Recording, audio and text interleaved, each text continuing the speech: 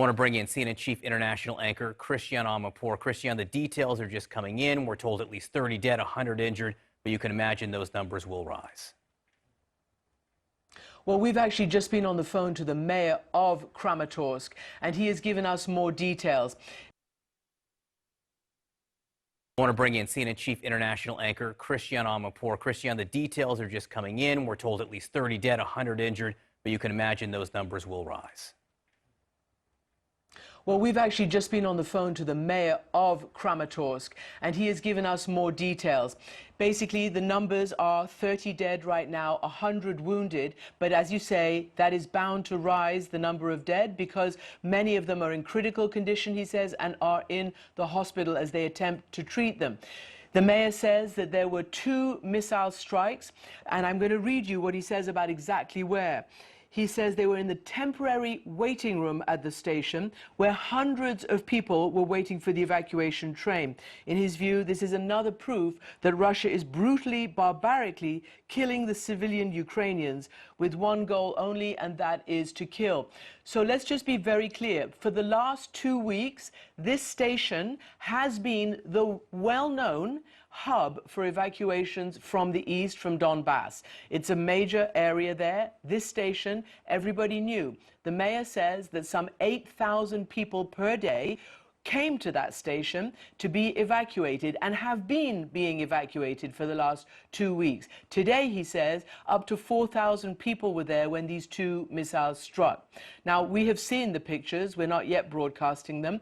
And this, to me, is very, very reminiscent of the attacks by mortars in Sarajevo on the marketplace, where ordinary civilians were massacred as they just went about their business. What's important about this is the terrible loss of life, the relentless attack on ordinary people, men, women, and children. Each time this has happened, it has stiffened the West's resolve. Each time a horror happens, it has propelled, for instance, the EU to put more and more sanctions on Russia. Today, the EU Commission President Ursula von der Leyen is coming to Kyiv to meet with President Zelensky, as the EU has already voted to pass a 5th tranche, a 5th round of sanctions. At the same time, the German president is admitting that Germany, which was very close to Russia, very dependent on Russian energy, has admitted that they got Putin wrong and they should have adapted their policy to adjust to what they saw coming out of Putin's Russia, especially since 2014. So again, the mayor of Kramatorsk, 30 people dead, 100 wounded. He says 90% of the casualties were women, children, and the elderly. That's 90% of the casualties and make up the majority of those trying to evacuate, because you know the men mostly have to stay and fight. John, this is a terrible new development in this war. Christiane, what do you see the Russian objective here as? You know, it's really hard to talk about an objective of a so-called modern military that wages its brutal campaign either with total indiscipline, total indiscriminate shooting, or with a desire to win based on the back of the civilian population.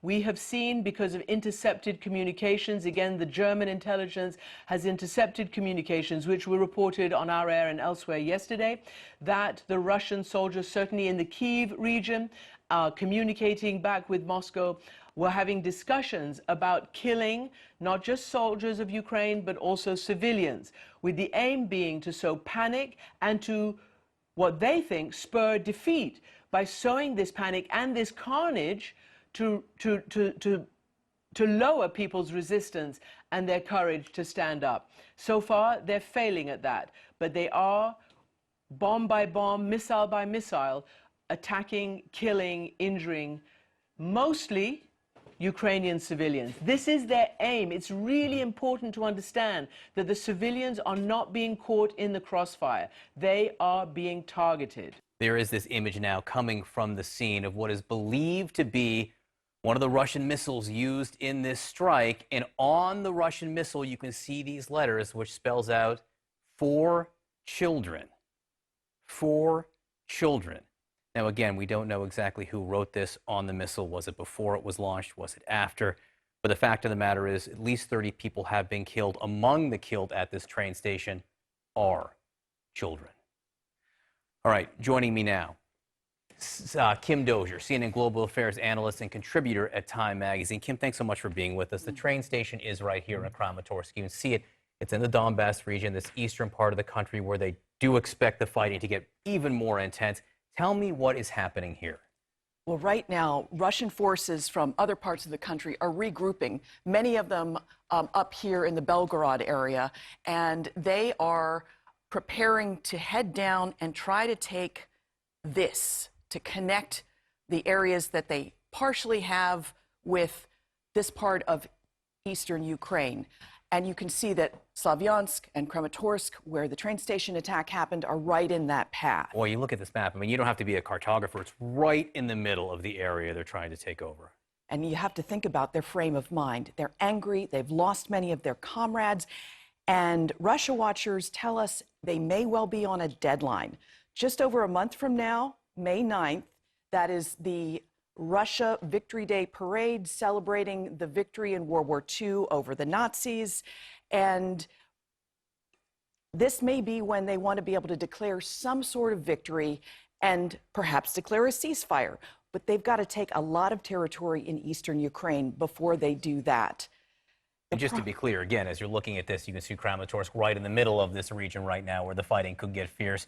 Also, where thousands and thousands of civilians have been evacuating every day. Let's just be clear about this. They've been told to leave. They were doing what they were told. They were there. Everyone knows they're there. And now they've fallen victim to this. Talk to me about the unique characteristics of what the fighting might be like in this parts of the country. The problem with this part of the country is the terrain lends itself to Russian tank warfare. It is flat, unlike the rest of the country where it was a lot of urban fighting and some areas even mountainous. These are the steppes that make up eastern Ukraine, nowhere to hide. So this means that the thousands of Ukrainian forces that are in that wide plain, they can't rely on the ambushes and the sneak attacks that have proven so devastating in the past. What could that mean? Well, if the Russians are working towards a May 9th deadline, if we go back to the map, the Russians could trap thousands of troops in here, creating a situation where the Ukrainians will not give up. They're surely not going to evacuate from there, the troops. So we could have bloody fighting in this area that goes well past May 9th and creates a Stalingrad-type situation. What have Russian troops done in those situations in the past, like Mariupol? They've used everything they've got. And also look over here.